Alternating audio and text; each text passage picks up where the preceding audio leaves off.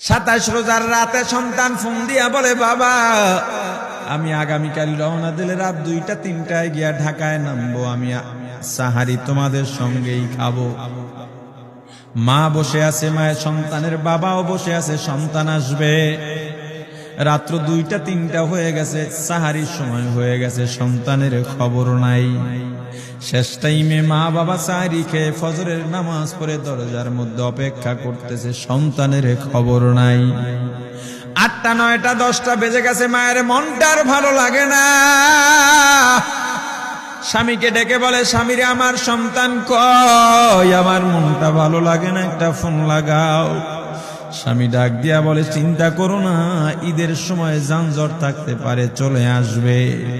কিছুক্ষণ পর বাবার মনটাও ভালো লাগে না, বাইরে নেমে পায়চারি করতেছে। হঠাৎ করে একটা ফোন চলে আসছে, সন্তানের ফোন দেখে বাবার সে কি আনন্দ।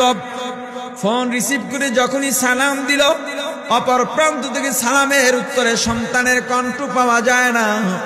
বাবা ডেকে বললেন, বাবা তুমি কে? এটা তো আমার সন্তানের কণ্ঠ নয়, তবে মোবাইলটা আমার সন্তানের। ওপার থেকে ডাক দেয়া বলে, আপনি কি এই লোকে, এই মোবাইলওয়ালার বাবা? বলে, হ্যাঁ। আপনি এখনো বাড়িতে কি করেন? আপনার যেই সন্তান ঢাকা থেকে গাড়ি নিয়া 2500-এর দিকে রওনা দিয়েছিল, ওই গাড়িটা 2500 পৌঁছতে পারে নাই। পথিমধ্যে সংঘর্ষে রাস্তার মধ্যেই অনেকগুলো মানুষ মারা গেছে, অনেক যুবকও তার মধ্যে আছে। রাস্তার পাশে সাদা কাপড় দিয়া ঢাকা। দেখেন আপনার সন্তান এই লাশের মধ্যে আছে কিনা। মোবাইলটা আমি রাস্তার পাশে পড়ে পাইলাম। বাবা পাগলের মতো একটা দৌড় দিছে।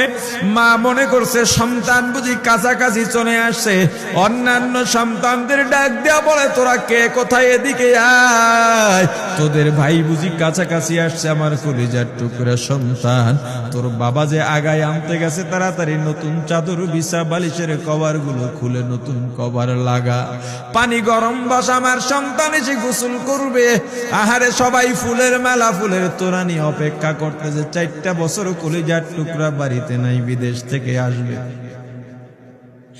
বাবা স্পটে গিয়া দেখেন অনেকগুলো লাশ, সাদা কাপড় দিয়া ঢাকা।